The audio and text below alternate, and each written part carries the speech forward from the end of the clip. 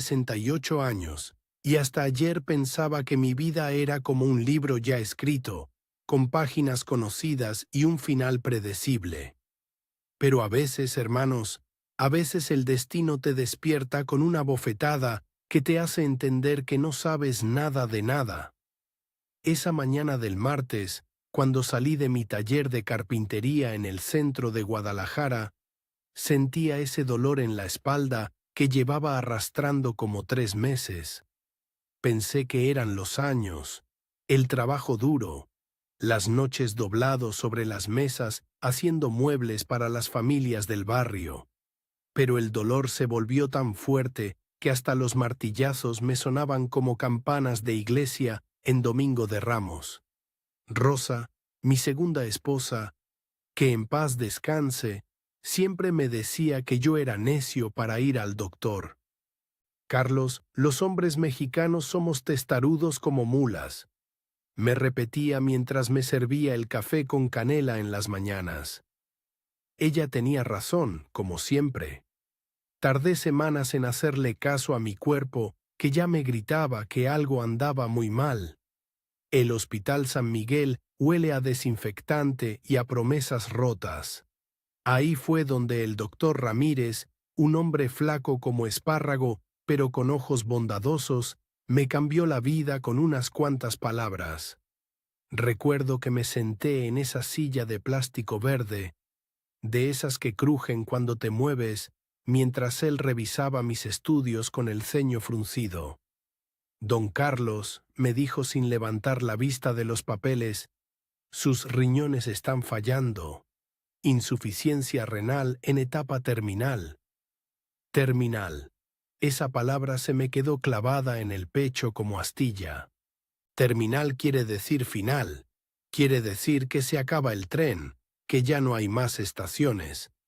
Me quedé ahí sentado, viendo cómo el doctor movía la boca, explicándome cosas técnicas que sonaban como idioma de otros países, mientras yo solo pensaba en Diego y en Mateo, mis hijos, esperándome en casa para la cena. Necesita un trasplante urgente, siguió el doctor, y sus palabras me llegaban como desde muy lejos. Sin él, le quedan tal vez 6 meses, don Carlos, tal vez menos. 6 meses. Medio año para despedirme de todo lo que amo. Mi casa en la calle Libertad, donde viví 40 años. Mi taller donde hice cunas para 3 generaciones de familias. Mis herramientas que conocen mis manos mejor que cualquier mujer. Y mis hijos, Dios santo, mis 2 hijos que son tan diferentes como el agua y el aceite. El camino de regreso a casa me pareció eterno. Guadalajara se veía diferente esa tarde, como si hubiera cambiado de colores mientras yo recibía la noticia. Los vendedores de elotes en las esquinas gritaban sus pregones. Las comadres platicaban en las banquetas. Los niños jugaban fútbol con pelotas de trapo, y yo manejaba mi vieja camioneta Ford, sintiendo que ya no pertenecía a ese mundo de gente sana, de gente con futuro. Llegué a mi casa cuando el sol se ponía detrás de la iglesia de San José. Es una casa sencilla, pero digna, con patio interior donde Rosa cultivaba sus flores de cempasúchil y sus plantas de hierbabuena. Las paredes de adobe que pinté de amarillo cuando me casé por segunda vez, hace 15 años. Todo olía a frijoles refritos y tortillas recién hechas porque Mateo, mi hijastro, siempre llega temprano del trabajo en el banco y se pone a cocinar para cuando yo regreso. Diego estaba ahí también, sentado en la sala viendo la televisión con su esposa Paloma. Mi hijo legítimo, mi primogénito, el fruto de mi primer matrimonio con María. Un hombre de 35 años, bien vestido siempre, que trabaja vendiendo seguros y maneja un carro más nuevo que el mío. Pero hay algo en él, algo que nunca me ha gustado del todo, una frialdad que no sé de dónde viene. Mateo estaba en la cocina, como siempre. Ese muchacho tiene 32 años, pero todavía me dice don Carlos con el mismo respeto que cuando tenía 12 y llegó a mi vida junto con su madre Rosa. No es mi sangre, pero me ha cuidado como si fuera su padre desde que enviudé hace 5 años. Cuando Rosa murió del corazón, él se quedó conmigo, no se fue a hacer su vida aparte como hace la mayoría de los muchachos de su edad. ¿Cómo le fue en el doctor, jefe?, me preguntó Mateo desde la cocina, mientras volteaba los frijoles en la sartén. Siempre me dice jefe cuando estamos solos. Es su manera cariñosa de tratarme. Diego se acercó también, pero no dijo nada, solo me miró con esa cara que pone cuando espera noticias importantes. Me senté en mi silla de siempre, la que está al lado de la ventana donde entra la luz de la tarde, y los llamé a los dos. Paloma se fue a la cocina discretamente. Esa mujer sabe cuándo las conversaciones son de hombres. Diego se acomodó en el sillón de enfrente, cruzó las piernas y esperó. Mateo se secó las manos en el delantal y se sentó en el banquito de madera que él mismo me ayudó a hacer hace años. Muchachos, les dije, y me sorprendió lo ronca que sonó mi voz. Tengo que decirles algo importante. Mateo se inclinó hacia adelante, preocupado. Ese gesto suyo, esa manera de poner atención cuando hablo, siempre me ha recordado a su madre. Diego se enderezó también, pero su expresión era diferente, como calculando. Mis riñones están fallando, les dije sin rodeos, porque así soy yo, directo como martillazo. El doctor dice que necesito un trasplante o me quedan pocos meses. El silencio que siguió fue tan pesado que hasta se oía el ruido de la televisión en casa de los vecinos. Mateo se puso pálido, se llevó las manos a la cara. Vi cómo se le llenaron los ojos de lágrimas que trató de contener. Se levantó despacio del banquito y se acercó a mi silla. Sin decir palabra, me abrazó. Así, fuerte, como abrazaba a su mamá cuando ella estaba enferma. Sentí cómo le temblaban los hombros y cómo respiraba hondo para no llorar delante de su hermano mayor. Ese abrazo me dijo más que 1000 discursos. ¿Qué necesitamos hacer para salvarlo, don Carlos?, me preguntó con la voz quebrada pero firme. Dígame qué hay que hacer y lo hacemos. Ahí estaba mi Mateo, mi hijastro, el que no lleva mi sangre, pero sí mi apellido desde que lo adopté legalmente cuando se casó su madre conmigo. El primero en preguntar cómo ayudar, cómo pelear contra la enfermedad. Diego reaccionó diferente. Se quedó sentado en su lugar, procesando la información como si fuera un problema de matemáticas. Después se inclinó hacia adelante y me preguntó algo que hasta el día de hoy me hiela la sangre cuando lo recuerdo. ¿Cuánto va a costar todo esto, papá? Digo, la operación, los doctores, los medicamentos, dijo con esa voz calculadora que usa cuando habla de negocios. ¿Ya tienes los gastos estimados? Me quedé viéndolo sin poder creer lo que escuchaba. Mi hijo legítimo, el primero en quien pensé cuando el doctor me dio la noticia, me estaba preguntando por el dinero antes que por mi salud. Mateo lo volteó a ver con cara de incredulidad. Y otra cosa, siguió Diego como si nada. ¿Qué pasa con el testamento si las cosas no salen bien? ¿Ya tienes todo en orden legal? Testamento. Ahí estaba la palabra que me confirmó lo que ya sospechaba en el fondo de mi corazón. Mi hijo de sangre, el que llevaba mi apellido desde que nació, estaba más preocupado por lo que podía heredar que por mantenerme vivo. Mateo se soltó del abrazo y se quedó viendo a Diego con una mezcla de coraje y tristeza que me partió el alma. Conocía esa mirada. La había visto muchas veces cuando eran niños y Diego lo molestaba por no ser verdadero hermano, por ser el hijo del primer marido de Rosa. Diego, le dije tratando de mantener la calma, Estamos hablando de mi vida, no de papeles. Claro, papá, pero hay que ser prácticos, respondió él, y hasta se acomodó en el sillón como si estuviera en una junta de trabajo. A tu edad, con estos problemas de salud, tal vez sería mejor pensar en alternativas más económicas, más económicas. Como si mi vida fuera una mercancía que se puede regatear en el mercado. ¿Qué tipo de alternativas?, le pregunté, aunque ya me imaginaba la respuesta. Pues hay lugares donde pueden cuidarte bien, asilos con buen servicio médico, sin tener que gastar fortunas en operaciones que tal vez ni funcionen, dijo con esa sonrisa que ponía cuando trataba de convencerme de algo desde niño. Asilos. Mi propio hijo me estaba proponiendo mandarme a morir a un asilo para no gastar dinero en salvarme. Sentí como si me hubieran echado agua helada en la cara. Mateo se levantó del suelo donde se había quedado en cuclillas junto a mi silla. Su cara ya no era de tristeza, era de indignación pura. ¿Cómo puedes decir eso?, le gritó a Diego. Es tu padre. Y también el tuyo, ¿no?, le contestó Diego con sarcasmo. Aunque no sea tu sangre verdadera.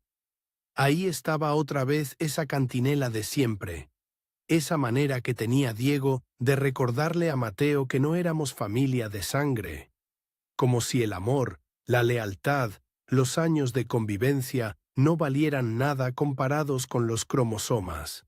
Me levanté de mi silla despacio, sintiéndome más viejo que nunca, pero también más claro sobre quiénes eran realmente mis hijos.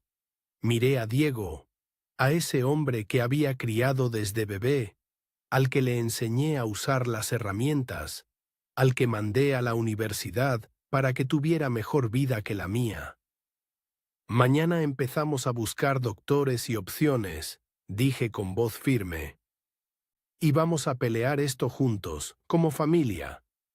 Cuenta conmigo, don Carlos, dijo Mateo inmediatamente.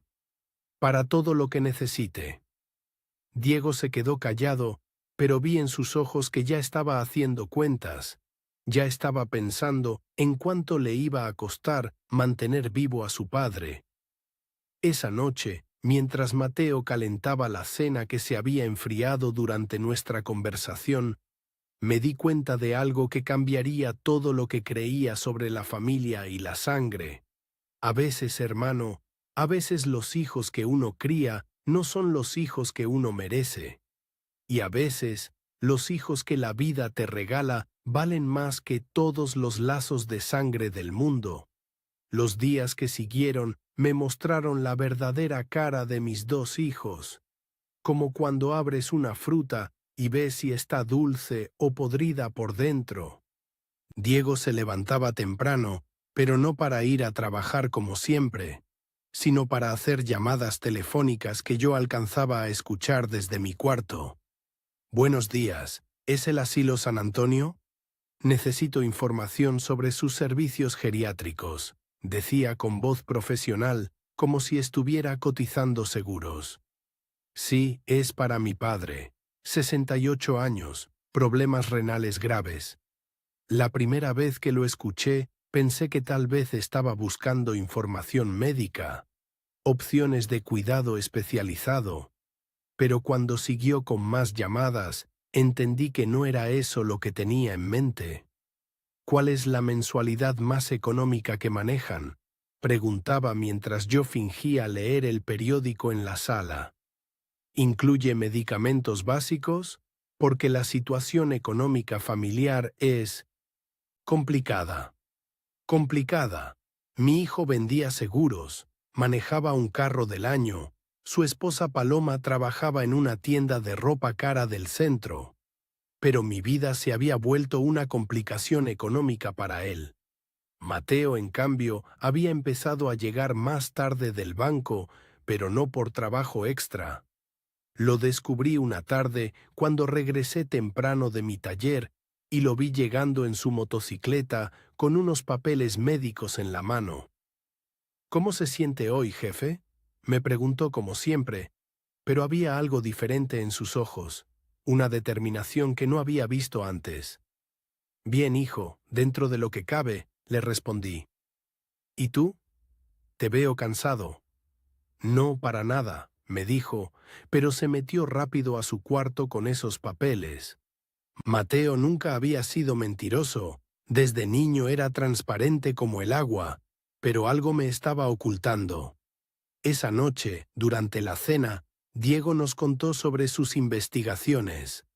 Había traído un folder lleno de folletos coloridos con fotos de viejitos sonrientes en jardines bien cuidados.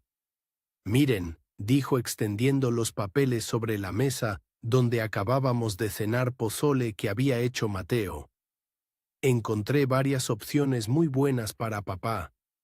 Paloma lo miraba con admiración, como si hubiera resuelto un problema muy complicado. Mateo dejó de comer y se quedó viendo los folletos con cara de no poder creer lo que veía. Casa de Reposo Divina Providencia, leyó Diego en voz alta. Cuidado médico las 24 horas, alimentación balanceada, actividades recreativas.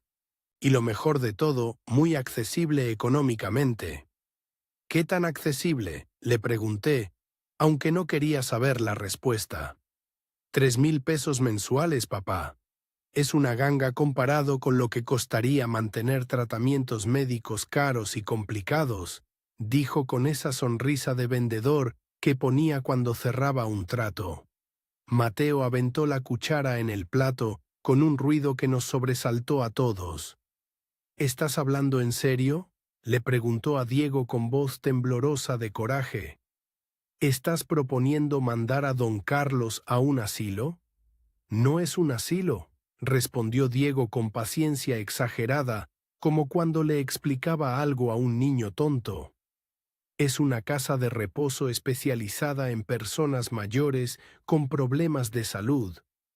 Es lo mismo y tú lo sabes, le gritó Mateo levantándose de la mesa. Es tu padre. Es mi padre, respondió Diego enfatizando el mí. Y por eso quiero lo mejor para él. ¿Tú qué propones? ¿Que gastemos una fortuna en una operación que tal vez ni funcione? ¿Que nos endeudemos toda la familia? Propongo que lo salvemos, le gritó Mateo de vuelta. Propongo que actuemos como hijos que aman a su padre. Diego se puso de pie también, y ahí empezó la pelea más fea que había visto entre mis dos muchachos. Paloma se levantó asustada y se fue a la cocina. Yo me quedé ahí sentado, viendo cómo se destrozaban delante de mí.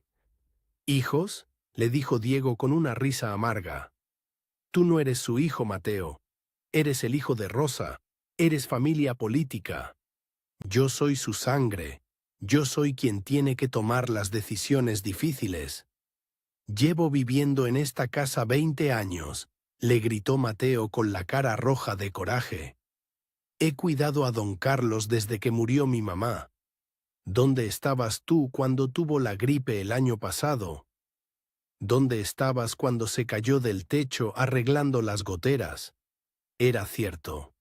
Diego vivía a media hora de distancia, pero sus visitas eran esporádicas, siempre con prisa, siempre con pretextos para irse temprano. Mateo era quien me llevaba al doctor cuando me dolía la espalda, quien me hacía compañía en las noches cuando la soledad se volvía muy pesada después de la muerte de Rosa. Yo estaba trabajando, construyendo mi familia, haciendo mi vida como debe ser, respondió Diego, no quedándome pegado a las faldas de mi papá como niño malcriado. Basta ya, grité, y mi voz sonó más fuerte de lo que había sonado en semanas. Los dos se callaron y me voltearon a ver. Basta los dos. Me levanté despacio de mi silla, sintiéndome débil, pero decidido a poner orden en mi casa. Diego, hijo, le dije tratando de mantener la calma. Agradezco tu preocupación, pero no voy a ir a ningún asilo. Vamos a pelear esta enfermedad. Vamos a buscar opciones médicas reales. Papá, me interrumpió con esa voz que ponía cuando trataba de convencerme de algo.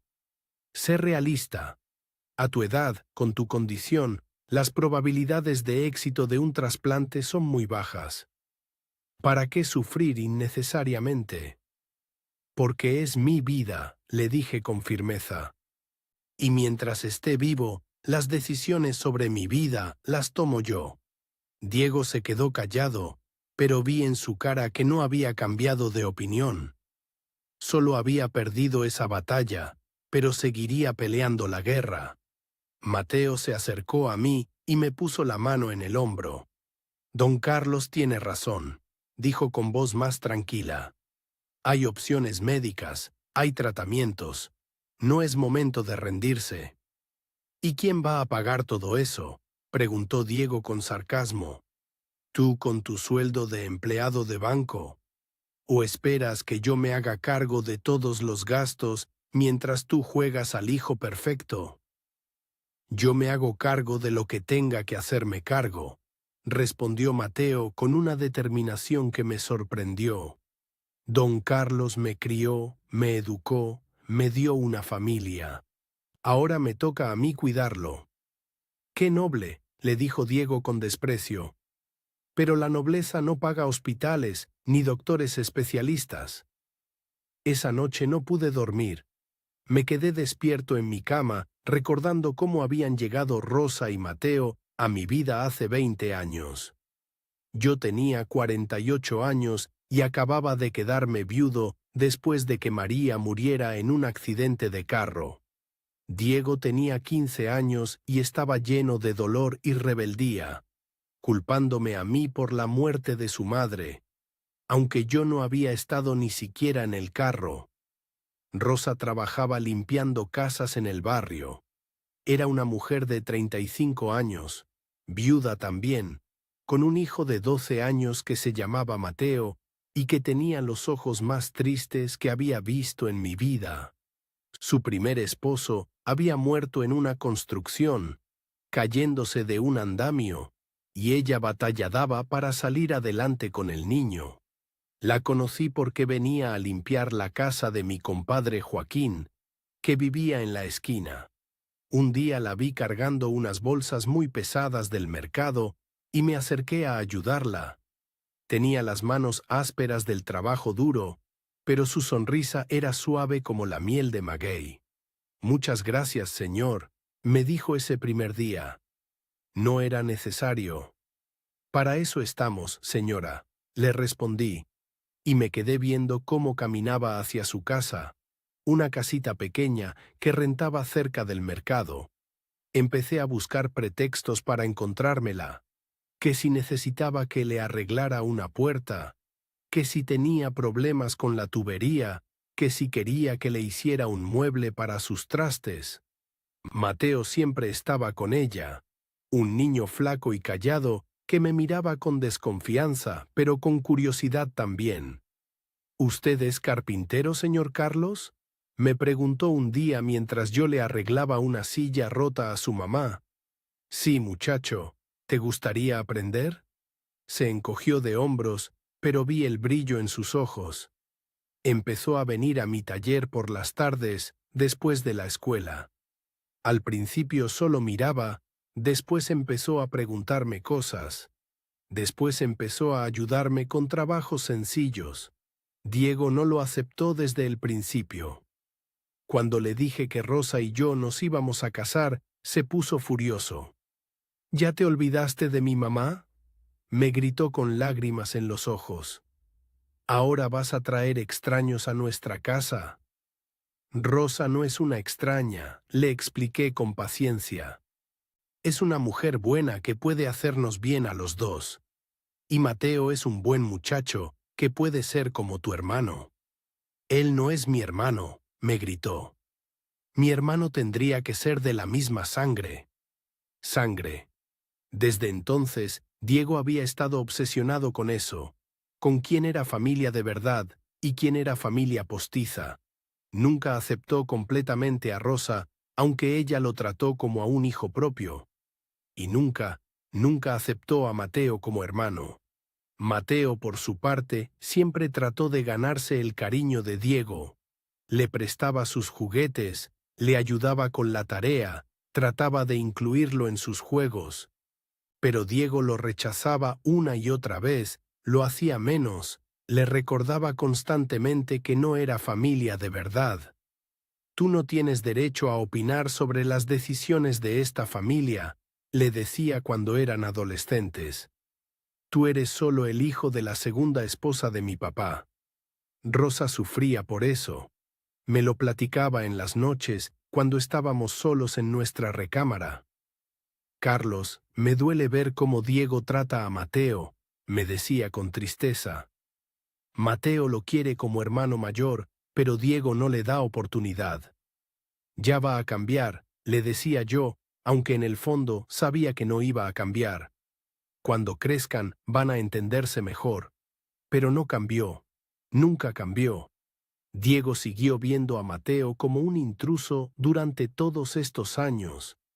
Y ahora, en el momento más difícil de mi vida, cuando necesitaba el apoyo de mis dos hijos, Diego estaba más preocupado por alejarme que por salvarme, mientras que Mateo, el que no era mi sangre, era el único que hablaba de pelear por mi vida.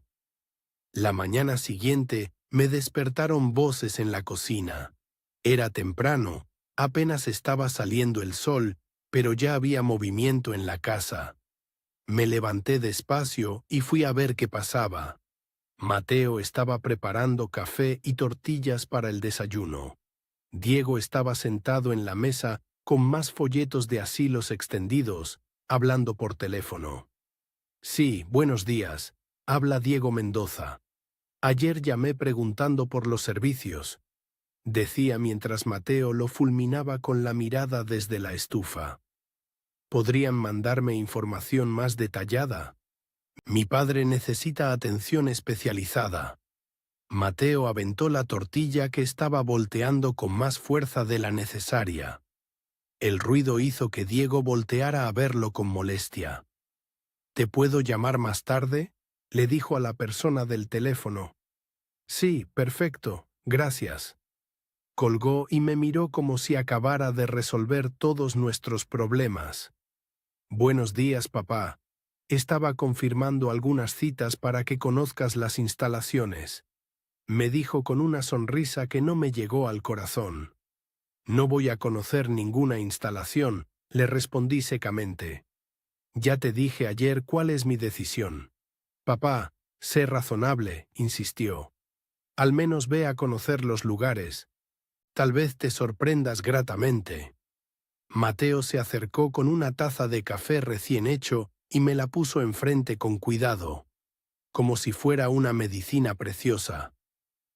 ¿Cómo amaneció hoy, jefe?, me preguntó con esa preocupación genuina que siempre mostraba. Mejor, hijo, gracias. Diego frunció el ceño cuando escuchó que le dije hijo a Mateo. Siempre le había molestado eso, que yo tratara a su hermanastro con el mismo cariño que a él. Papá, dijo Diego, tenemos que hablar de alternativas reales. Los tratamientos de diálisis son caros y desgastantes. Un trasplante es riesgoso a tu edad. Pero un lugar especializado en cuidados geriátricos... Ya basta, explotó Mateo, y tanto Diego como yo nos sorprendimos por su vehemencia. Ya basta de hablar de asilos y de rendirse. Se acercó a la mesa donde estaban los folletos y los barrió todos al suelo con un movimiento del brazo. «No vas a ir a ningún asilo, don Carlos», me dijo con los ojos brillantes de determinación. «Vamos a pelear esto juntos y lo vamos a ganar». Diego se levantó furioso de su silla. «¿Quién te crees que eres para tomar decisiones sobre mi padre?», le gritó. «Tú no eres familia de sangre, no tienes derecho a meterte en nuestros asuntos». «Tengo más derecho que tú», le gritó Mateo de vuelta. «Yo he estado aquí todos los días, yo lo he cuidado cuando ha estado enfermo. Yo soy quien conoce sus medicinas, sus doctores, sus necesidades. Pero yo soy su hijo de verdad, rugió Diego con la cara roja de coraje. Tú eres solo el hijo de Rosa. Cuando ella murió, tu lugar en esta familia debería haber terminado. El silencio que siguió fue tan pesado que hasta los pájaros en el patio parecieron callarse. Mateo se quedó ahí parado, con los puños apretados y las lágrimas corriendo por la cara, pero sin bajar la mirada. Esta es mi familia, dijo con voz quebrada pero firme. Don Carlos es mi padre. Usted me crió, me educó, me enseñó a ser hombre, y yo no lo voy a abandonar ahora. Se limpió las lágrimas con el dorso de la mano y me miró directamente a los ojos. No importa lo que diga Diego. No importa que no sea su sangre.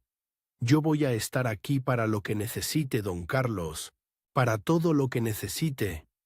Y en ese momento supe, con la claridad que solo da el dolor verdadero, quién era realmente mi hijo. Esa tarde, cuando Diego se fue a su casa, llevándose su coraje y sus folletos arrugados, Mateo se quedó conmigo en la cocina, ayudándome a levantar los papeles del suelo. Había una quietud extraña entre nosotros, como cuando pasa una tormenta muy fuerte y el aire queda limpio pero pesado. Jefe, me dijo mientras recogía los últimos pedazos de papel. ¿Puedo preguntarle algo? Claro, hijo. Lo que quieras. Se sentó en la silla donde había estado Diego y me miró con esa seriedad que tenía desde niño cuando algo lo preocupaba mucho. ¿Usted de verdad quiere pelear esta enfermedad? ¿De verdad quiere intentar el trasplante? Por supuesto, le respondí sin dudar. No estoy listo para morirme, Mateo.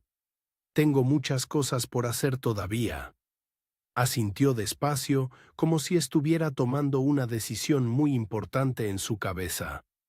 Se quedó callado un rato largo, viendo sus manos que tenían algunas cicatrices pequeñas de cuando aprendía carpintería conmigo de muchacho.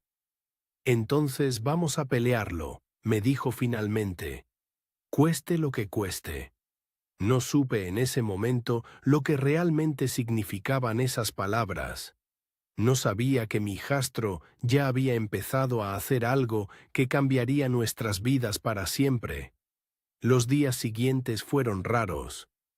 Mateo salía más temprano al trabajo y regresaba más tarde, pero siempre con alguna disculpa. Que si tenían mucho trabajo en el banco, que si tenía que quedarse a hacer inventarios, que si había junta de empleados.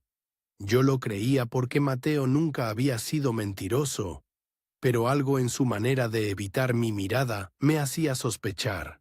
Diego, por su parte, seguía con su campaña de convencimiento. Aparecía en la casa cada 2 o 3 días con nuevos folletos, nuevas opciones, nuevos argumentos sobre por qué yo debería ser realista sobre mi situación. Papá, mira este lugar, me decía mostrándome fotos de jardines bonitos y cuartos limpios. Tiene servicio médico las 24 horas. Sería como tener un hospital personal, pero más cómodo. Ya te dije que no, Diego, le respondía cada vez, pero él seguía insistiendo como agua que va horadando la piedra gota a gota. Una mañana de jueves, Mateo no preparó el desayuno como siempre. Lo encontré en la cocina tomando café solo, vestido con su uniforme del banco, pero con cara de no haber dormido bien. ¿Te sientes mal, hijo?, le pregunté preocupado. No, don Carlos, solo un poco cansado, me respondió, pero había algo en su voz que no sonaba normal.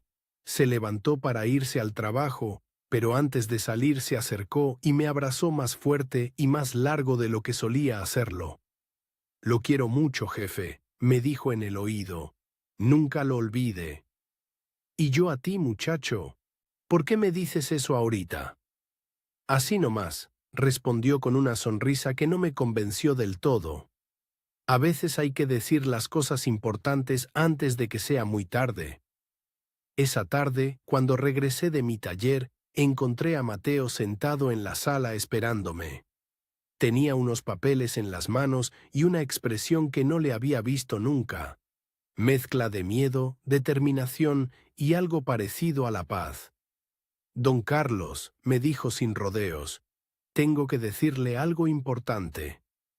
Se me heló la sangre. En mi experiencia, cuando alguien empieza una conversación así, lo que viene después nunca es bueno. Fui al Hospital San Miguel esta semana. Siguió hablando mientras yo me sentaba despacio en mi silla de siempre. Me hice todos los estudios necesarios. ¿Qué estudios, hijo? Para ver si podía ser donador compatible para su trasplante de riñón. El mundo se me paró ahí mismo. Mi hijastro, el muchacho que Diego siempre decía que no era mi familia de verdad, había ido por su cuenta a ver si podía darme uno de sus riñones. Mateo, le dije con voz temblorosa, ¿por qué hiciste eso sin decirme? Porque sabía que usted no me iba a dejar, respondió con esa honestidad suya que siempre me había gustado. Y porque alguien en esta familia tenía que hacer lo correcto. Me enseñó los papeles que tenía en las manos. Eran resultados de laboratorio, estudios de compatibilidad, análisis médicos que no entendía completamente, pero que tenían muchos números y palabras técnicas. ¿Y qué dicen?, le pregunté, aunque por su cara ya me imaginaba la respuesta. Somos compatibles, don Carlos. Puedo darle uno de mis riñones y los dos vamos a estar bien. Compatibles. Mi hijastro y yo éramos compatibles. El muchacho que no llevaba mi sangre podía salvarme la vida con un pedazo de su propio cuerpo. Me quedé callado mucho rato, viendo esos papeles que representaban la diferencia entre vivir y morir. Mateo esperó pacientemente, como siempre hacía cuando yo necesitaba tiempo para procesar las cosas importantes. Hijo, le dije finalmente, no puedo aceptar eso. No puedo pedirte que sacrifiques tu salud por mí. No me está pidiendo nada, don Carlos. Yo se lo estoy ofreciendo, me respondió con una firmeza que me recordó a su madre cuando tomaba decisiones definitivas. Los doctores dicen que es una operación segura. La gente vive perfectamente bien con un solo riñón. ¿Y si algo sale mal? ¿Y si te pasa algo por mi culpa? ¿Y si a usted le pasa algo por no intentarlo? Me contestó de vuelta.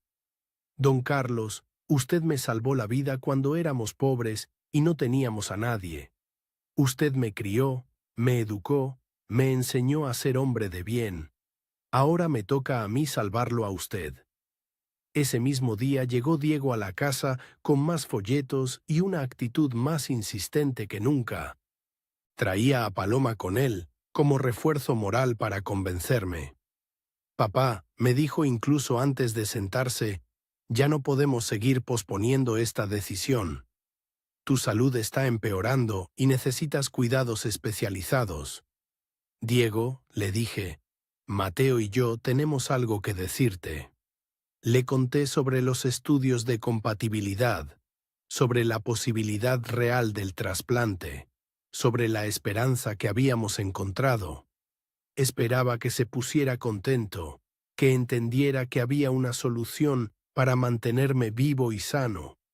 Pero la reacción de Diego fue completamente diferente a lo que yo esperaba. Se puso pálido primero, después rojo de coraje. Se levantó de su silla y empezó a caminar por la sala como animal enjaulado. ¿Estás loco?, le gritó a Mateo. ¿Cómo se te ocurre hacer algo así sin consultarnos? Lo consulté con la única persona que importaba, respondió Mateo tranquilamente. Con don Carlos. Yo soy el hijo legítimo aquí, rugió Diego.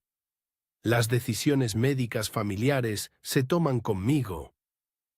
¿Dónde estabas tú cuando había que tomar esas decisiones?, le preguntó Mateo sin alterarse. ¿Dónde estabas cuando había que acompañarlo al doctor, cuando había que cuidarlo cuando se sentía mal? Yo estaba trabajando para mantener a mi familia, le gritó Diego. No todos podemos quedarnos de arrimados viviendo de la caridad ajena. Ahí estaba otra vez, esa manera cruel que tenía Diego de recordarle a Mateo que no era bienvenido en nuestra familia. Paloma lo jaló del brazo tratando de calmarlo, pero él estaba fuera de sí. Además, siguió gritando, ¿quién te dijo que tenemos dinero para pagar una operación tan cara? ¿Crees que los trasplantes salen gratis? Ya averigüé los costos, respondió Mateo con calma. Podemos pagar entre los dos, con mi ahorro del banco y vendiendo algunas herramientas del taller. Vendiendo las herramientas, se burló Diego. ¿Y de qué va a vivir papá después, si sobrevive a la operación? Va a vivir porque va a estar vivo, le contestó Mateo con una lógica tan simple que hasta un niño la entendería. Pero Diego no quería entender. Se acercó a mí con esos folletos arrugados de tanto manejarlos. Papá, por favor, sé sensato. Me suplicó con voz diferente, más suave, como cuando era niño y quería convencerme de algo. Mira estos lugares, son hermosos, tienen jardines, actividades, gente de tu edad. Podrías ser feliz ahí. Sin ti, sin Mateo, sin mi casa, sin mis cosas, le dije tristemente. ¿Cómo voy a ser feliz lejos de mi familia? Nosotros te visitaríamos, me aseguró, pero hasta él sabía que era mentira. Cada semana, cada fin de semana. Diego, le dije con toda la paciencia que me quedaba. Agradezco tu preocupación, pero mi decisión está tomada. Vamos a intentar el trasplante. Se quedó callado un momento y después hizo algo que me partió el corazón en pedacitos. Sacó unos papeles diferentes de su bolsa, papeles oficiales que había estado escondiendo. Entonces vas a tener que firmar esto primero, me dijo poniéndolo sobre la mesa. ¿Qué es? Un poder legal para que yo pueda manejar tus bienes en caso de que la operación salga mal. Explicó como si fuera lo más normal del mundo. Para proteger la casa, el taller, tus ahorros. Mateo se acercó y leyó los papeles por encima de mi hombro. Esto no es un poder temporal, dijo con voz grave. Esto es una transferencia completa de propiedades. Es para proteger todo, insistió Diego. Si papá muere en la operación, alguien tiene que hacerse cargo de sus bienes legalmente. ¿Y por qué no puede ser don Carlos quien se haga cargo de sus propios bienes cuando salga bien de la operación? Preguntó Mateo con esa lógica implacable suya. Porque las probabilidades de éxito son muy bajas, respondió Diego. Hay que ser realistas. No voy a firmar eso, le dije con firmeza. Y vamos a hacer la operación de todos modos. Diego se puso furioso otra vez. Recogió sus papeles y sus folletos con movimientos bruscos. Está bien, me gritó. Hagan su operación imposible. Gasten todo el dinero en algo que no va a funcionar. Pero no vengan a pedirme ayuda cuando todo salga mal. No le vamos a pedir nada, le dijo Mateo tranquilamente. Nunca le hemos pedido nada. Diego se fue de la casa dando portazos, llevándose a Paloma que parecía avergonzada de toda la escena. Mateo y yo nos quedamos solos en la sala, rodeados del silencio pesado que quedó después de la tormenta. ¿Estás seguro de esto, don Carlos?, me preguntó Mateo después de un rato. La pregunta es si tú estás seguro, hijo. Tú eres quien está arriesgando su cuerpo por mí. Nunca he estado más seguro de nada en mi vida, me respondió con esa sonrisa que tenía desde niño cuando tomaba decisiones importantes. 2 semanas después, estábamos en el Hospital San Miguel, en cuartos contiguos, preparándonos para la operación que iba a cambiar nuestras vidas para siempre. Mateo había arreglado todo con una eficiencia que me sorprendió. Los doctores, los horarios, los pagos, los permisos en el trabajo. La noche antes de la cirugía, me asomé por la puerta que conectaba nuestros cuartos y lo vi sentado en su cama escribiendo una carta. ¿Qué escribes, hijo? Una carta para usted, por si algo sale mal, me dijo sin levantar la vista. No va a salir nada mal. Lo sé, jefe, pero uno nunca sabe. Esa noche casi no pude dormir. No por miedo a la operación, sino por la enormidad de lo que Mateo estaba haciendo por mí. Ese muchacho que había llegado a mi vida como un regalo inesperado, que había crecido bajo mi techo, sin llevar mi sangre pero llevando mi apellido, estaba dispuesto a darme literalmente un pedazo de su cuerpo para mantenerme vivo. La operación duró 6 horas. Cuando desperté en la sala de recuperación, lo primero que pregunté fue por Mateo. La operación salió perfecta, me dijo la doctora Hernández con una sonrisa. Tanto para usted como para el donador. Su nuevo riñón ya está funcionando muy bien. ¿Cómo está mi hijo? Está bien, don Carlos, descansando en su cuarto. Podrá verlo en unas horas. Mi hijo. Le había dicho mi hijo a la doctora, sin pensarlo, de manera automática. Porque eso era lo que sentía en ese momento. Que Mateo era más mi hijo que nunca. Unidos ahora no solo por el cariño, sino por la sangre que corría por su riñón dentro de mi cuerpo. Durante los 3 días que estuvimos hospitalizados, Diego no apareció ni una sola vez. No vino a ver cómo había salido yo de la operación. No vino a agradecerle a Mateo por haber salvado a su padre. No vino siquiera a asegurarse de que estuviéramos vivos. Mateo, desde su cama al lado de la mía, se recuperaba con una fortaleza que me llenaba de orgullo y de culpa al mismo tiempo. ¿Te duele mucho, hijo?, le preguntaba cada rato. Nada que no valga la pena, jefe, me respondía con esa sonrisa suya. ¿Cómo se siente usted? Como si hubiera nacido de nuevo. Y era cierto. Sentía una energía que no había tenido en meses, una claridad mental que la enfermedad me había quitado. El riñón de Mateo estaba funcionando dentro de mí como si hubiera estado ahí desde siempre.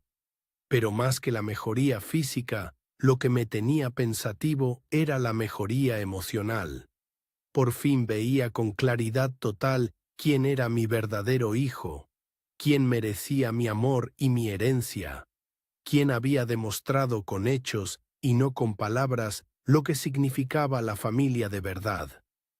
Una tarde, mientras Mateo dormía en la cama de al lado, me quedé viendo por la ventana del hospital hacia las montañas que rodean Guadalajara. Pensé en María, mi primera esposa, la madre de Diego. Recordé cosas que había tratado de olvidar durante años. Sus salidas largas que no me explicaba bien, sus conversaciones telefónicas susurradas que terminaban abruptamente cuando yo entraba al cuarto, su manera de evitar mi mirada cuando le preguntaba sobre su día. Recordé especialmente esos últimos meses antes de que muriera, cuando Diego tenía 14 años y ya se parecía mucho a alguien que no era yo. La forma de caminar, los gestos con las manos, hasta la manera de fruncir el ceño cuando se enojaba.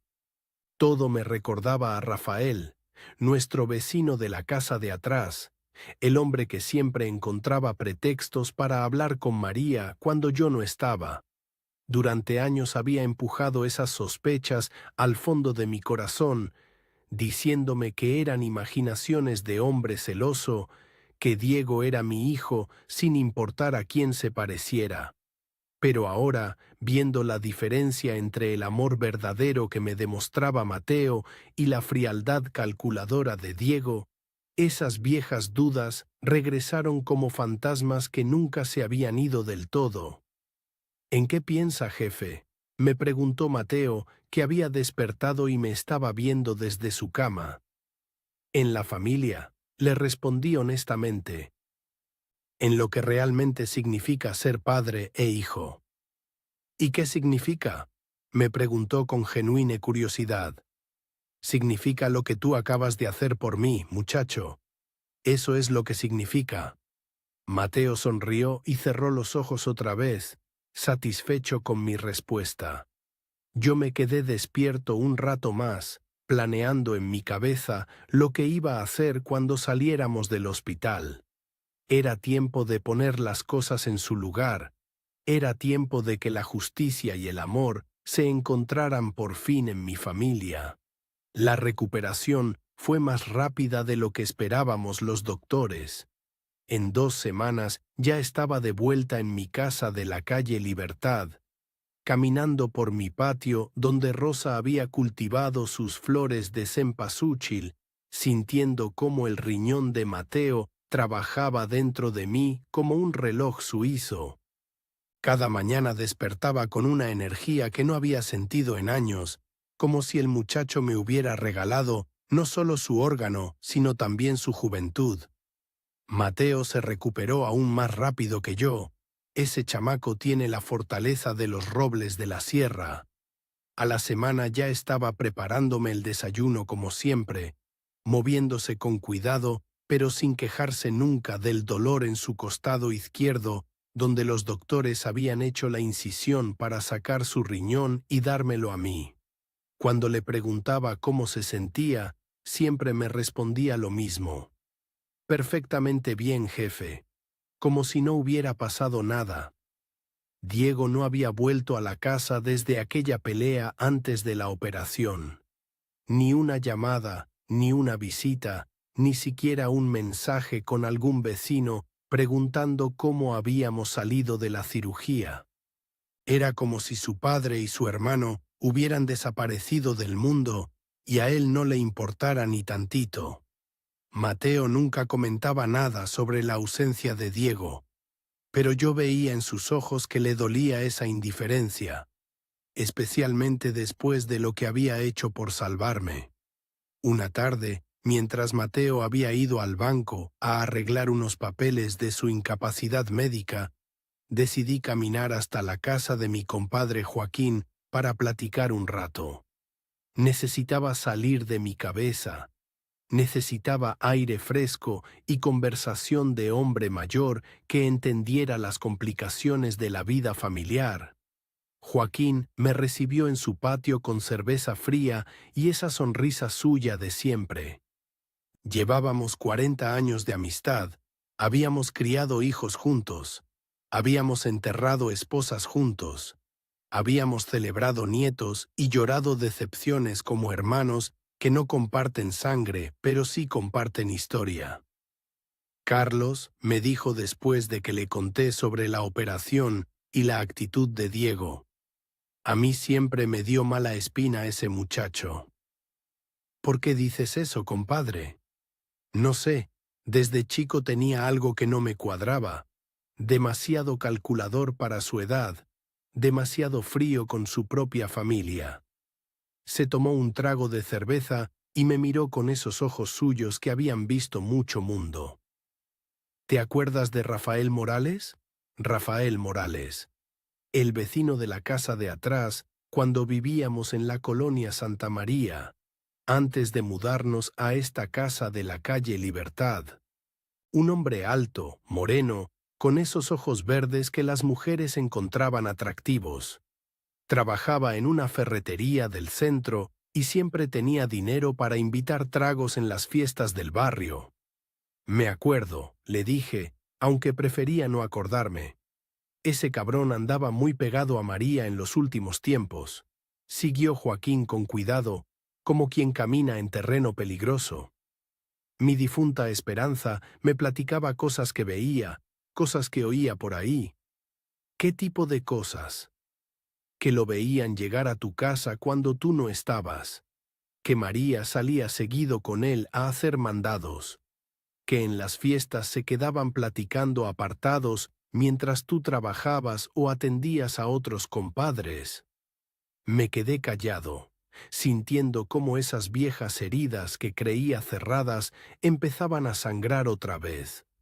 Joaquín siguió hablando con esa honestidad brutal que solo tienen los amigos de verdad cuando ya no hay tiempo para mentiras piadosas. Y hay algo más, Carlos.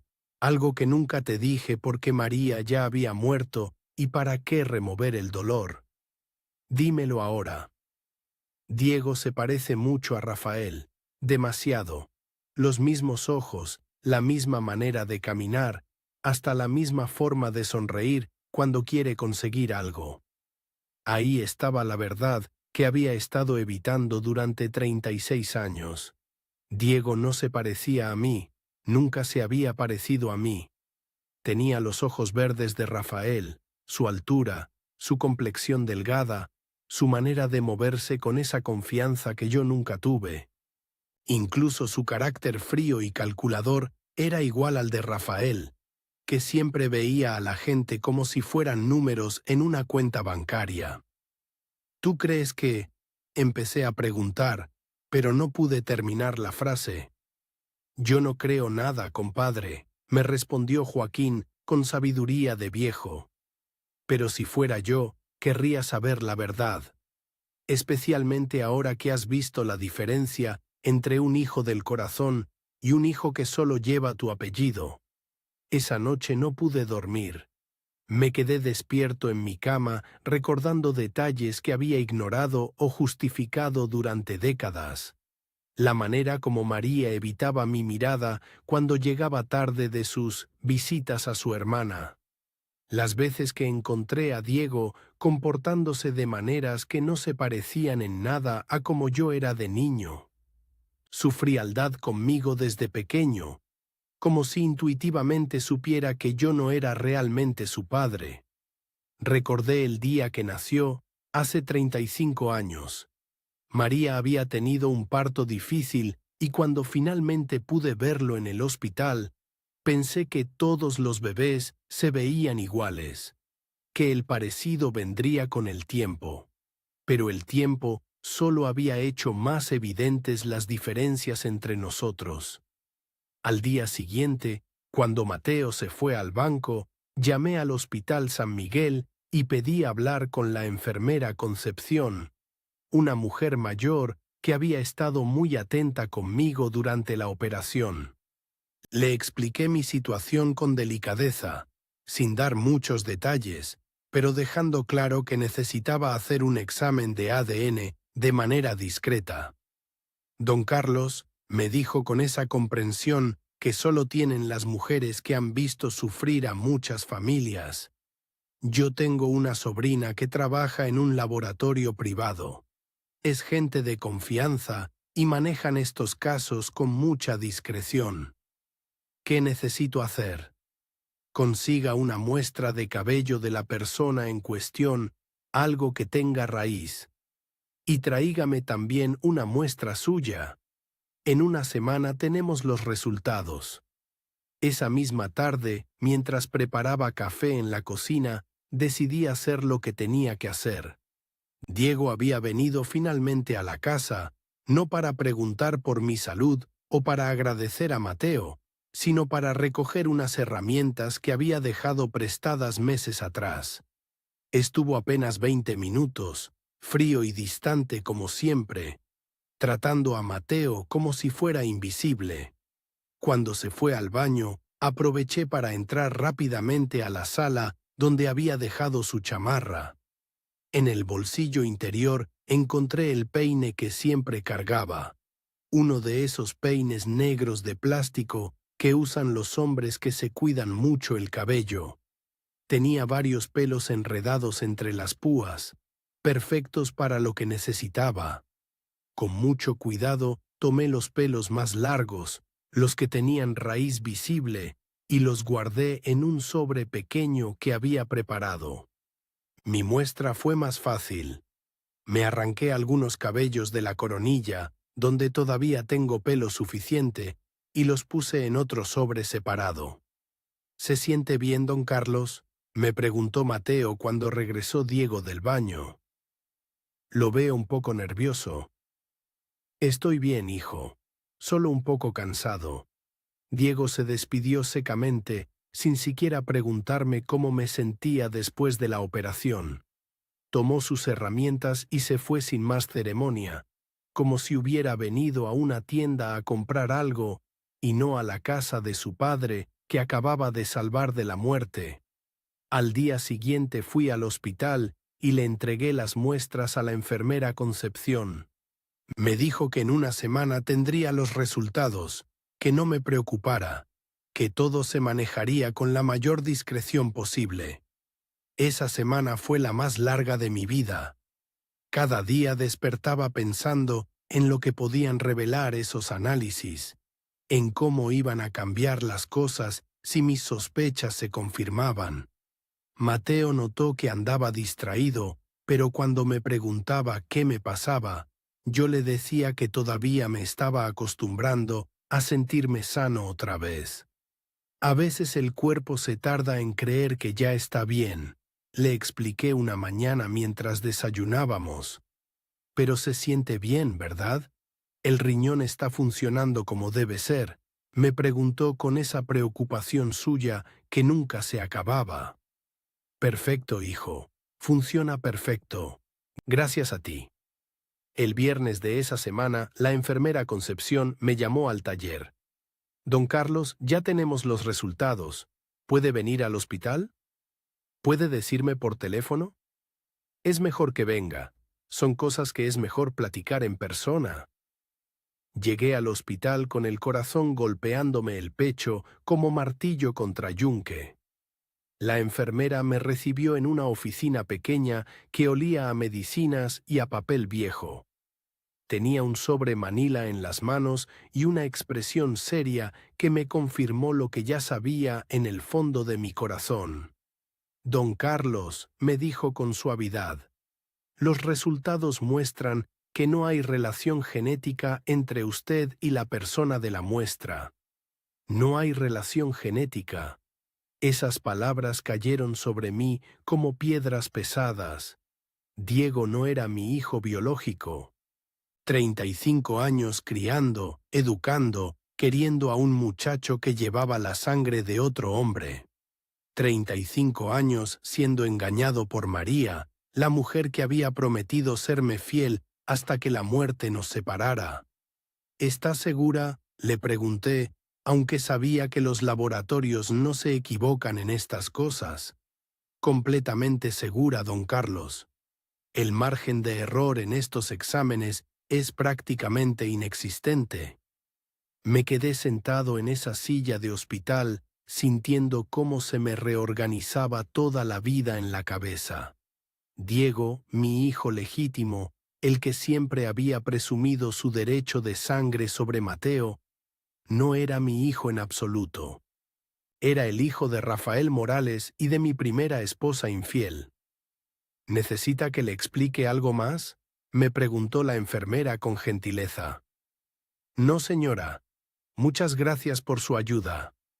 Don Carlos, estos asuntos de familia son muy delicados. Si necesita hablar con alguien, aquí estamos para ayudarlo.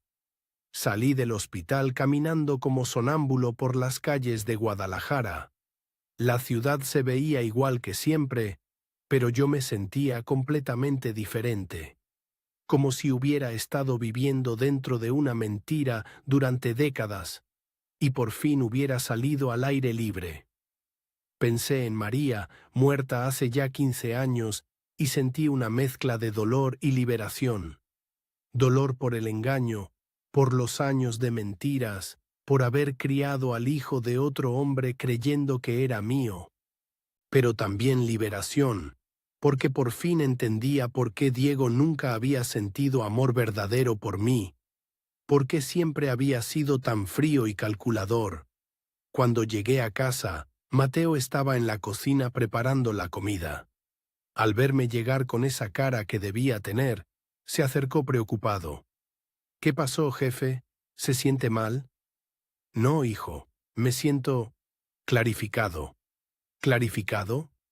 A veces la vida te enseña verdades que duelen, pero que necesitabas saber. Le dije sentándome en mi silla de siempre.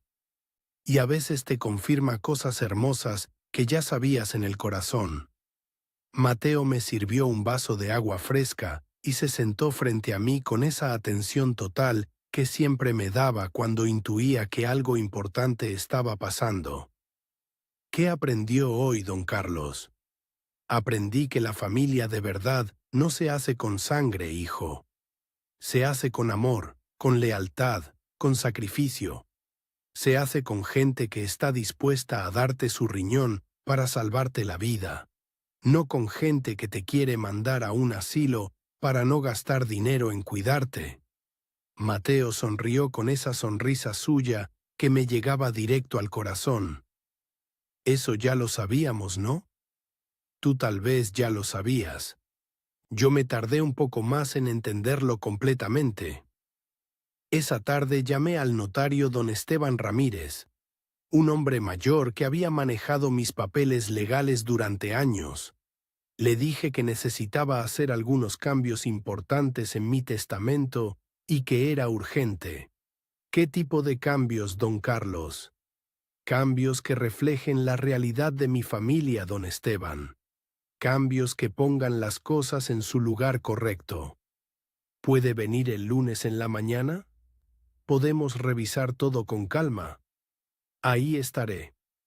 Esa noche, después de cenar, me quedé despierto en mi cuarto, pensando en todo lo que había descubierto.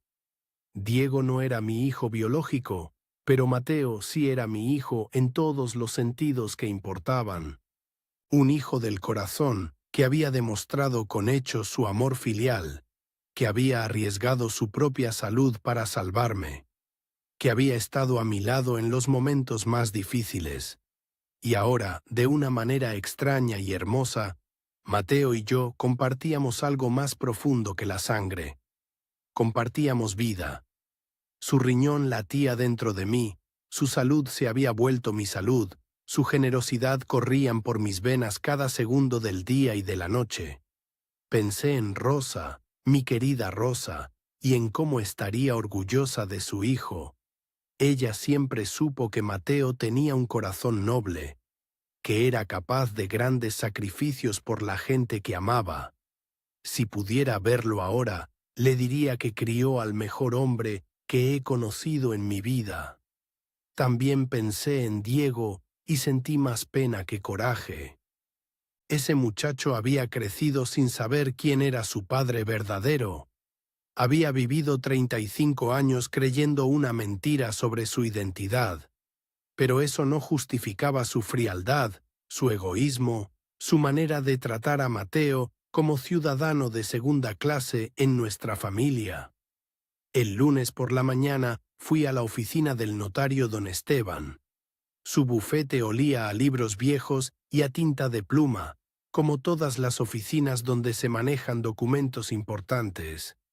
Me recibió con esa cortesía profesional que había mantenido durante todos los años que lo conocía. Don Carlos, me da mucho gusto verlo recuperado de su operación. ¿Cómo se siente? Como nuevo, don Esteban, como si hubiera nacido otra vez. ¿Y qué cambios quiere hacer en su testamento? Le expliqué la situación sin entrar en detalles sobre el ADN o las infidelidades del pasado. Le dije simplemente que había llegado el momento de reconocer oficialmente a Mateo como mi hijo legítimo, de adoptarlo formalmente aunque ya fuera un hombre adulto, y de dejarle toda mi herencia. ¿Y su otro hijo? ¿Diego? Diego ya no va a ser beneficiario de mi testamento, le dije con firmeza. Ha demostrado que no tiene el carácter ni los valores que espero de un hijo. Don Esteban me miró por encima de sus anteojos con esa expresión que ponen los abogados cuando van a decir algo importante. Don Carlos, estos cambios tan drásticos pueden causar problemas legales después. ¿Está completamente seguro? Nunca he estado más seguro de nada en mi vida. Entonces vamos a preparar los documentos. Va a necesitar que Mateo venga a firmar los papeles de adopción y también necesitamos testigos para el Nuevo Testamento. ¿Cuánto tiempo toma todo esto? Una semana, máximo 2. Pero don Carlos, le recomiendo que piense bien cómo va a manejar esta situación con Diego. Estos asuntos familiares pueden volverse muy complicados. Ya lo pensé, don Esteban. y ya sé exactamente cómo lo voy a manejar. Regresé a casa con una sensación de paz que no había tenido en años. Por fin las cosas iban a estar en su lugar correcto. Por fin la justicia y el amor se iban a encontrar en mi familia. Mateo, mi verdadero hijo, iba a recibir lo que merecía. Y Diego iba a aprender que las acciones tienen consecuencias, que el amor filial no se puede fingir cuando llega la hora de la verdad. ¿Cómo le fue con el notario, jefe?, me preguntó Mateo cuando llegué. Muy bien, hijo. Muy bien. Pronto vas a entender por qué. La semana que siguió a mi visita con el notario fue la más tranquila que había tenido en meses. Despertar cada mañana sintiendo cómo el riñón de Mateo trabajaba perfectamente dentro de mí me llenaba de una gratitud tan profunda que a veces se me salían las lágrimas mientras tomaba mi café. Mateo había regresado ya al banco, pero seguía cuidándome como si yo fuera de cristal, preparándome comidas especiales, asegurándose de que tomara mis medicinas a tiempo, preguntándome cada rato cómo me sentía. Jefe, tiene que descansar más, me decía cuando me veía trabajando en el taller. Los doctores dijeron que todavía está en recuperación. Me siento tan bien que se me olvida que estuve enfermo, le respondía, y era la pura verdad. Tenía más energía que cuando tenía 50 años. Don Esteban había trabajado rápido con los papeles. Los documentos de adopción estaban listos, el Nuevo Testamento redactado con letra clara y sin lugar a malentendidos. Solo faltaba la firma de Mateo y la ceremonia que había planeado en mi cabeza durante días. Una ceremonia que le iba a cambiar la vida a mi verdadero hijo y que le iba a enseñar a Diego la lección más importante de su existencia. El miércoles por la tarde, mientras Mateo preparaba quesadillas para la cena, llegó Diego a la casa. Venía con esa actitud suya de siempre, como si fuera el dueño del lugar, pero esta vez traía algo diferente en los ojos, algo parecido a la urgencia. Buenas tardes, me dijo secamente, sin siquiera preguntarme cómo me sentía después de la operación que me había salvado la vida. Buenas tardes, Diego. ¿A qué debo tu visita? Mateo salió de la cocina secándose las manos en el delantal. Saludó a Diego con cortesía, pero sin calidez. Había aprendido durante años que no valía la pena intentar ser cariñoso con alguien que lo veía como intruso en su propia casa. Vengo a hablar de cosas importantes, papá, dijo Diego acomodándose en el sillón principal como si fuera una junta de negocios. Cosas que no podemos seguir posponiendo. ¿Qué cosas?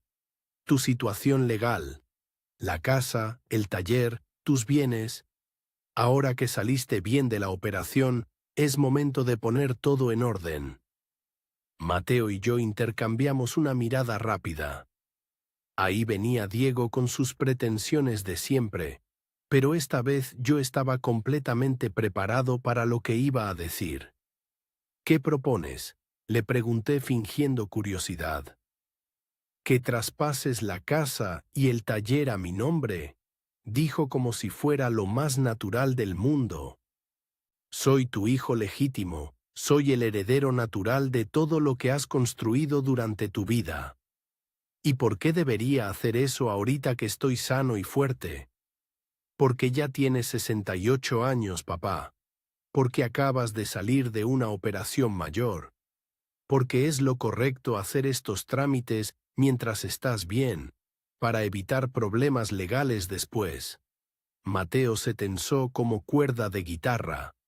Veía venir la misma discusión de siempre, el mismo desprecio disfrazado de practicidad. Pero yo tenía otros planes para esta conversación. ¿Y qué pasa con Mateo en tus planes?, le pregunté. Diego lo volteó a ver con esa expresión suya de fastidio, como quien ve un mueble que estorba en la sala. Mateo no es familia de sangre, dijo con frialdad. Cuando tú faltes, No tiene ningún derecho legal sobre estos bienes. Lo correcto sería que busque su propio camino, que haga su propia vida. ¿Su propio camino?, repetí lentamente. ¿Te refieres al muchacho que me salvó la vida dándome uno de sus riñones? Eso fue su decisión, respondió Diego sin inmutarse. Una decisión impulsiva y innecesaria, pero no le da derechos legales sobre la herencia familiar. Mateo se levantó del banquito donde estaba sentado. Vi cómo apretó los puños, cómo se le tensó la mandíbula, pero se controló como siempre había hecho durante años de humillaciones. No estoy pidiendo nada, dijo con voz firme pero respetuosa. Nunca he pedido nada. Exacto, le contestó Diego con una sonrisa que no le llegó a los ojos. Y es mejor que siga siendo así. Me levanté despacio de mi silla, sintiendo cómo la sangre me hervía en las venas. Pero no era momento de explotar todavía. Era momento de poner en marcha el plan que había estado preparando. Tienen razón los dos, dije con calma. Es momento de poner las cosas en orden. Es momento de que esta familia sepa exactamente cómo van a ser las cosas. Diego sonrió satisfecho, creyendo que había ganado la discusión. Pero no vamos a hablar esto aquí parados, seguí diciendo. Vamos a hacerlo como debe ser, con toda la familia presente. ¿Qué familia?, preguntó Diego. Somos nosotros tres. Exacto. Pero también voy a llamar a Paloma, a don Esteban el notario, y a los vecinos que van a servir como testigos. ¿Testigos de qué? Del momento más importante en la historia de esta familia. Le respondí con una sonrisa que por primera vez en semanas era completamente sincera. Al día siguiente por la tarde, mi sala estaba llena como en las mejores fiestas de Navidad. Paloma había venido con Diego, aunque se veía incómoda y nerviosa. Don Esteban estaba sentado en una silla que habíamos traído del comedor, con un maletín lleno de documentos legales. Los compadres Joaquín y Evaristo habían venido como testigos, junto con doña Carmen, la vecina de enfrente que conocía a toda la familia desde hacía 20 años.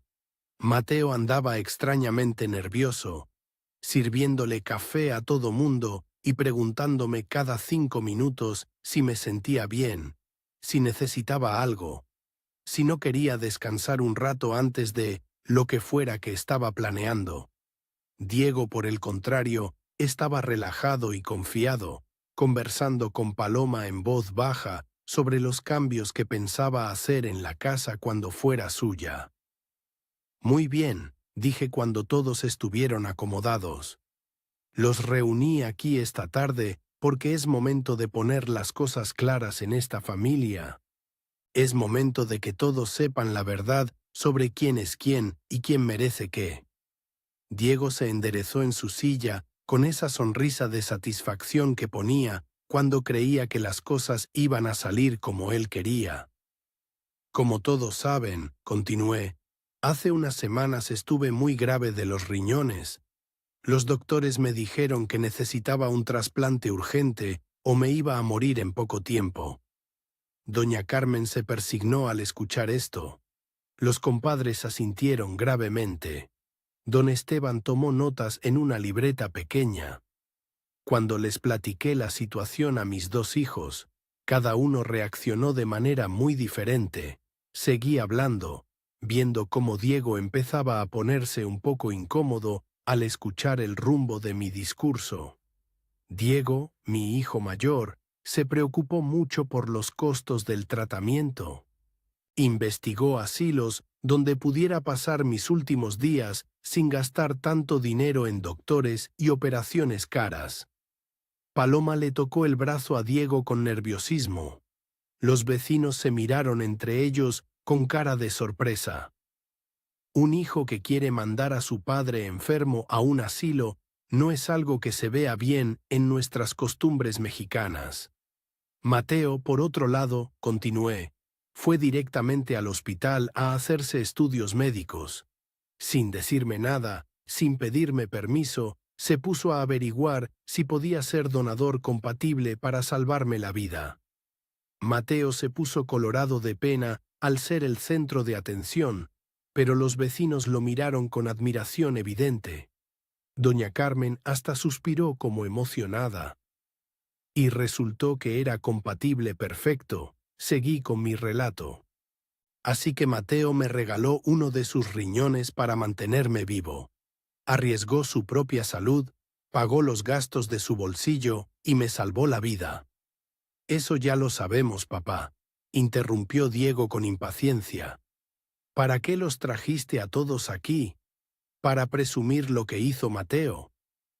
Los traje para que fueran testigos de la justicia, le respondí con voz firme.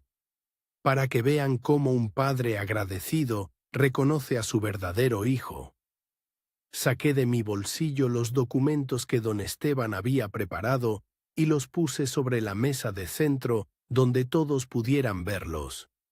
Estos son los papeles de adopción legal de Mateo Herrera, para que oficialmente se convierta en Mateo Mendoza, mi hijo legítimo con todos los derechos que eso conlleva.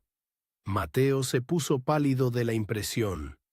Se levantó de su silla con las piernas temblorosas.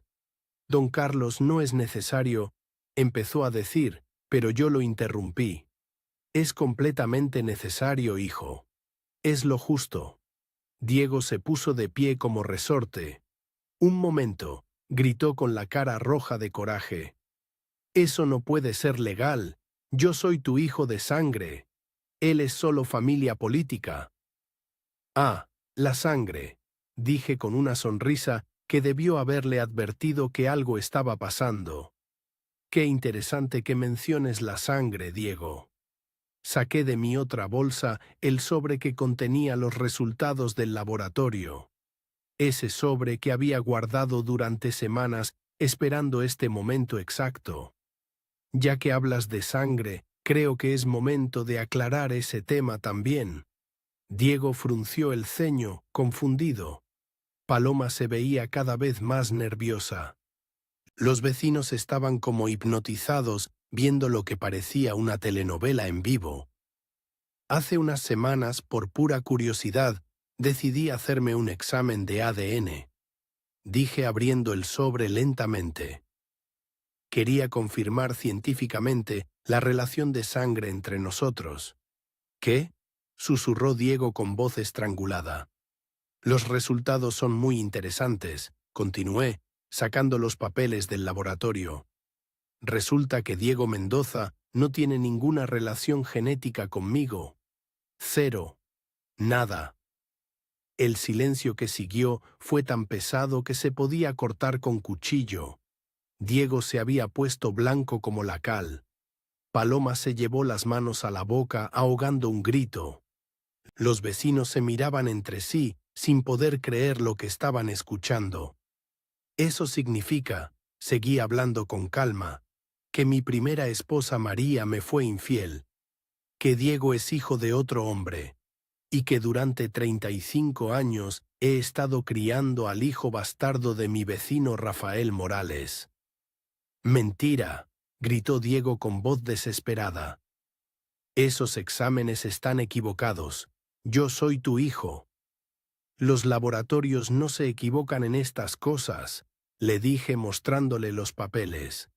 Puedes revisar los resultados tú mismo. Diego arrebató los documentos de mis manos y los leyó con ojos desesperados, buscando algún error, alguna esperanza de que todo fuera un malentendido. Pero la ciencia no miente, y los números estaban ahí claritos para quien quisiera verlos. Entonces, continué dirigiéndome a toda la sala. Resulta que el que no tiene derecho de sangre aquí es Diego. El que ha sido familia política durante toda su vida es él, no Mateo. Mateo estaba completamente inmóvil, procesando todo lo que estaba escuchando. Los vecinos murmuraban entre ellos comentarios de asombro. Pero hay algo todavía más hermoso en esta historia, seguí hablando, sintiendo cómo se me llenaban los ojos de lágrimas de emoción. Resulta que ahora Mateo y yo sí compartimos sangre de verdad. Su riñón está dentro de mi cuerpo, su vida corre por mis venas. Cada latido de mi corazón bombea su generosidad por todo mi organismo. Me acerqué a Mateo y le puse las manos en los hombros. Este muchacho me ha dado más que vida. Me ha dado la lección más importante sobre lo que significa ser familia. La familia no se hace con cromosomas, se hace con amor. No se hace con papeles de nacimiento, se hace con sacrificio y lealtad. Mateo tenía lágrimas corriendo por las mejillas, pero sonreía con esa sonrisa suya que me llegaba directo al alma. Por eso, anuncié en voz alta para que todos escucharan. Mi testamento deja todos mis bienes a Mateo Mendoza, mi hijo adoptivo y mi heredero universal. La casa, el taller, mis herramientas, mis ahorros, todo es suyo. No, rugió Diego con una desesperación que me daba hasta lástima. Esa casa es mía, ese taller es mío. He vivido ahí toda mi vida. Has vivido ahí toda tu vida como invitado, le respondí con firmeza. Como el hijo bastardo de un infiel que yo crié por caridad, creyendo que era mío. Papá, por favor, me suplicó con lágrimas en los ojos, no importa de quién sea hijo biológicamente. Usted me crió, me educó, soy su hijo del corazón. ¿Mi hijo del corazón? Le pregunté con incredulidad. ¿El mismo que quería mandarme a morir a un asilo para no gastar dinero en salvarme? ¿El que nunca me visitó en el hospital? ¿El que trata a su hermano como basura desde hace 20 años? Diego se quedó callado, sin argumentos para defenderse de la verdad. Un hijo del corazón, continué, es alguien que arriesga su propia vida para salvarte.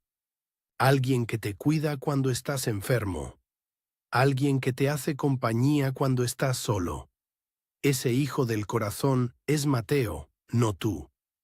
Don Esteban se aclaró la garganta y habló por primera vez en toda la tarde. Don Carlos, ¿quiere proceder con la firma de los documentos? Sí, don Esteban. Es momento de que la justicia se haga realidad en esta casa. Mateo se acercó tembloroso a la mesa donde estaban los papeles de adopción. Don Esteban le explicó dónde firmar, qué significaba cada documento. Los vecinos sirvieron como testigos, firmando también donde era necesario. Muy bien, anunció el notario cuando todo estuvo completo. Legalmente, Mateo Herrera ahora es Mateo Mendoza, hijo adoptivo de Carlos Mendoza, con todos los derechos de un hijo biológico. Los vecinos aplaudieron como si fuera una boda. Doña Carmen hasta se puso a llorar de emoción. Mateo me abrazó tan fuerte que me dolieron las costillas, pero fue el dolor más hermoso que había sentido en mi vida. Gracias, jefe, me susurró en el oído. No sabe lo que esto significa para mí. Sé exactamente lo que significa, hijo. Significa que por fin las cosas están como deben estar. Diego seguía ahí parado en medio de la sala, viendo cómo se desmoronaba todo lo que había creído sobre su vida y su futuro. Paloma se acercó a consolarlo, pero él la apartó con brusquedad. Esto no va a quedarse así, me amenazó con voz llena de veneno. Voy a pelear esto legalmente. Voy a probar que esos exámenes están equivocados. Puedes hacer lo que quieras, le respondí con tranquilidad. Pero los documentos están en orden. Los testigos han firmado, y la verdad es la verdad. 35 años, me gritó con desesperación. 35 años de mi vida creyendo que era su hijo. Y yo 53 años creyendo que eras mío, le contesté sin alterarme. La diferencia es que yo te traté siempre como hijo verdadero, mientras que tú me trataste como estorbo cuando más te necesité. Diego recogió su chamarra del respaldo de la silla con movimientos bruscos y furiosos. «Vámonos, Paloma. Ya no tenemos nada que hacer aquí». Paloma lo siguió hacia la puerta, pero antes de salir se volvió hacia mí. «Don Carlos», me dijo con voz temblorosa, «lamento mucho todo esto. Diego no es mal hombre, solo está confundido». «Tal vez no sea mal hombre», le respondí con gentileza. «Pero tampoco es mi hombre. Ya no es mi responsabilidad». Cuando se fueron, la casa se quedó en silencio. Los vecinos se despidieron uno por uno, felicitando a Mateo y deseándome suerte en mi nueva vida. Don Esteban guardó las copias de todos los documentos en su maletín. Don Carlos, me dijo antes de irse, hizo lo correcto. He visto muchas familias en mi trabajo y puedo reconocer el amor verdadero cuando lo veo. Cuando por fin nos quedamos solos, Mateo y yo nos sentamos en la sala donde acababa de cambiar el destino de nuestra familia. El muchacho todavía estaba procesando todo lo que había pasado. «No puedo creer que sea real», me dijo viendo los papeles de adopción que habían quedado sobre la mesa. «Es tan real como el riñón que tienes trabajando dentro de mi cuerpo», le respondí. «Tan real como el amor que siempre has demostrado por esta familia». «¿Y Diego? ¿Cree que va a volver?» «No lo sé, hijo. Y honestamente ya no me importa. Diego tomó sus decisiones cuando tuvo oportunidad de demostrar quién era. Ahora tiene que vivir con las consecuencias». Esa noche, por primera vez en años, me dormí completamente en paz. Mi casa estaba en orden, mi familia estaba completa, y mi verdadero hijo tenía por fin el lugar que siempre había merecido. El riñón de Mateo latía suavemente dentro de mí, recordándome cada segundo que el amor verdadero no se mide en cromosomas, sino en sacrificios. Al día siguiente, Mateo despertó temprano como siempre y me preparó café con canela. Pero esta vez era diferente. Ahora era mi hijo legal, mi heredero reconocido, el dueño futuro de todo lo que había construido durante mi vida. «Buenos días, jefe», me dijo como siempre, pero con una sonrisa nueva que nunca le había visto. «Buenos días, hijo», le respondí, y por primera vez en 35 años, esa palabra sonó completamente verdadera en mis labios. Afuera, Guadalajara despertaba con sus ruidos de siempre.